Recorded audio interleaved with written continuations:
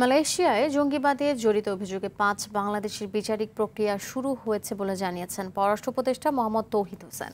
দুপুরে জুলাই পুনর্জাগরণ অনুষ্ঠান মালার অংশ হিসেবে ফরেন সার্ভিস একাডেমিতে পররাষ্ট্র মন্ত্রণালয় আয়োজিত মাসব্যাপী ফটোগ্রাফি ও গ্রাফিতি প্রদর্শনীর উদ্বোধন করেন পররাষ্ট্র উপদেষ্টা মোহাম্মদ তৌহিদ হোসেন। উদ্বোধন শেষে তিনি জানান, সীমান্ত হামলা নিয়ে নমনীয় না সরকার। এছাড়া পুশিন নিয়ে ভারতের সঙ্গে আলোচনা করে সমাধানের পথে যাচ্ছে বাংলাদেশ।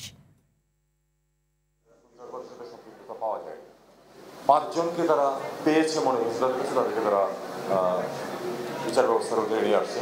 বাকিদেরকে তারা ইনভেস্টিগেট করছে এবং কিছু ইতিমধ্যে সিদ্ধান্ত আসছে পাঠিয়ে দেবে। আমি বলেছি যে যখন পাঠিয়ে দেবেন তখন অবশ্যই আমাদেরকে জানাবেন তার আগে, যাতে আমরা আমাদের এন্ডে তাদের সাথে কথা বলতে পারি এবং ইনভেস্টিগেট করার সেটা যাতে আমরা করতে পারি।